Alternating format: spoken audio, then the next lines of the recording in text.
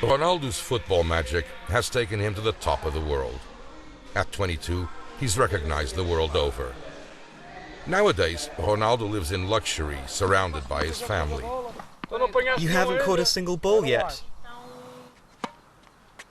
But it was not always like this. Life was hard.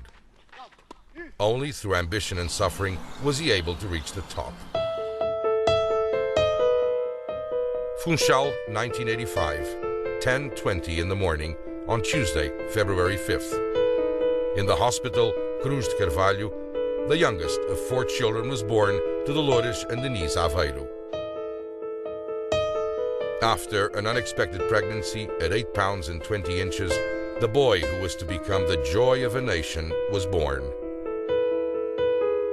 After Hugo, Elma and Katia, no one knew what to call the 4th son of Dolores and Denise Aveiro. The family lived in one of Madeira's poorer areas, at Quinta do Falcão, number 27A, in the parish of Sant António. The family had few possessions, but was hard-working and very close-knit. Ronaldo learned the family motto from an early age: union and a strong friendship between family members. And from an early age, little Cristiano had an inseparable friend, a football. Everything started right there, in front of their house. Ronaldo was a little runt, very thin, but he had an amazing knack with balls. He could do whatever he wanted with them. His gift was starting to show itself. Everything he did centered around a football. All he wanted was the ball. And he had a gift for playing those things he does. We knew he had a gift for playing football, but we didn't know that he would reach the top. When he got home, I'd tell him to do his homework, but he used to say that he never had homework to do.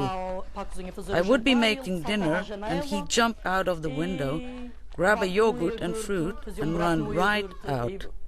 He wouldn't come home until 9 o'clock at night.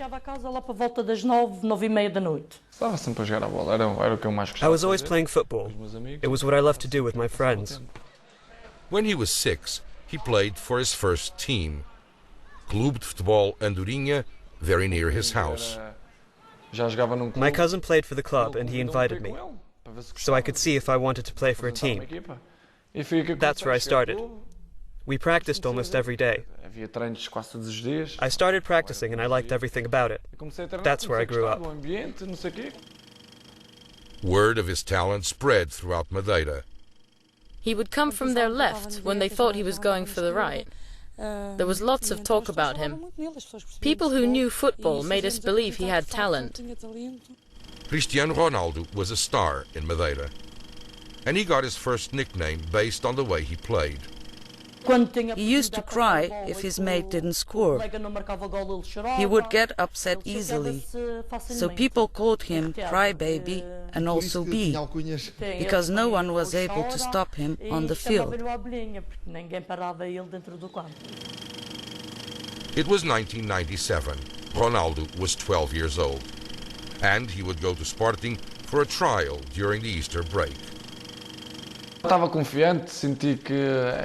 was confident and excited. Oh God, I'm going to Sporting for trials. I didn't sleep at all that night. I had never been in a plane. I went with my mother. I was very nervous, small and thin. It was a good experience. I knew I was going to get there and show I was a good player. And I knew I was to be put on the team right away, that they would like me right from the first practice session. The big day came, 17th of April 1997. Osvaldo Silva and Paulo Cardoso welcomed him and asked him to play with the older players. But Cristiano Ronaldo had everyone convinced. The trial was a game, and when the game began, the ball reached Ronaldo.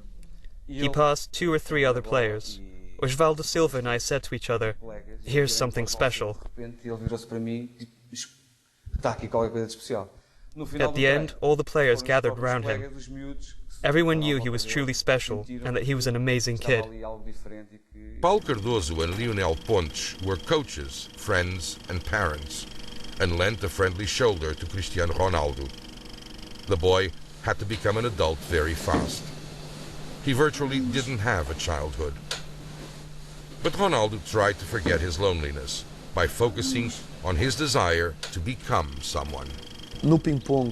He wanted to be the best in everything. Ping pong, snooker, table football, one-on-one, speed. And that was an important feature of Ronaldo. He was very determined in everything he did. In football, his team had to win. In a top-notch player, hard work is very important. He had a dream. He wanted very much to be someone. In the field, Ronaldo became better and better. In one of the junior national championship games, I remember he got the ball at the kickoff in the second half and saw that the goalkeeper was a bit outside the goal area, and he scored from midfield.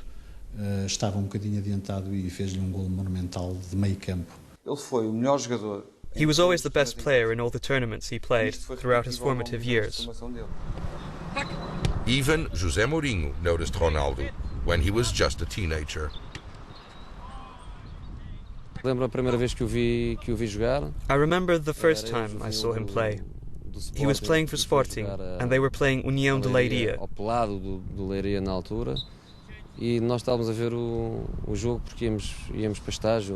We were watching the game because we were going to train afterwards.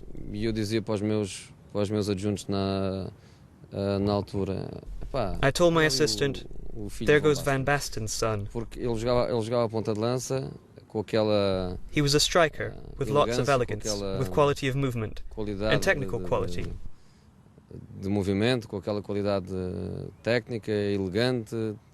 Back then he resembled Van Basten. He was a striker, and I didn't even know his name, but he struck us as different in comparison with the other players.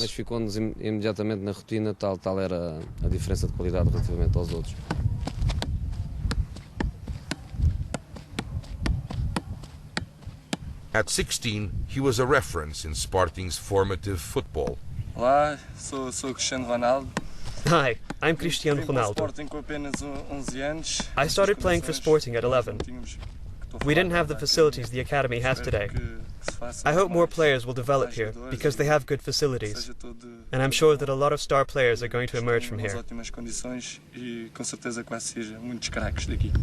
By then, Ronaldo had started to play with the seniors. And after a practice game against Coimbra's team, he gave his first autographs. Time flew by, and in 2002, Ronaldo was playing with the main team. Ronaldo wanted to be the best, and he kept working out secretly in the gymnasium as before. I found Ronaldo in the gym, and I asked him, Ronaldo, what are you doing? I'm training, he said.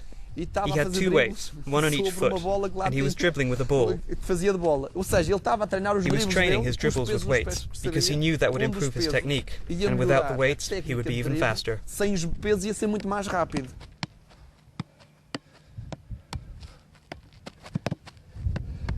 That year, he played his first international game against Inter Milan in the preliminary round of the Champions League. In the knockout stage in Italy, because it was his debut, he was hazed.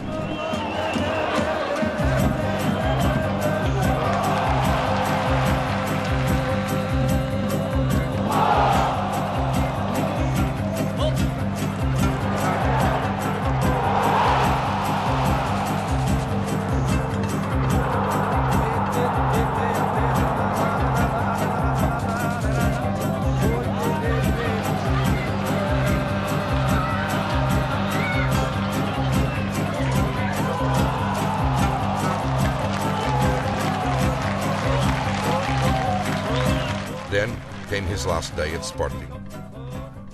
August 2003. It was a day of celebration. The new Alvalade Stadium was inaugurated. They faced a heavy opponent, Manchester United. Ronaldo's name was well known, and the day before the game, Sporting, Jorge Mendes, and Manchester United signed a preliminary agreement so he could go to England a year later. But this game changed it all.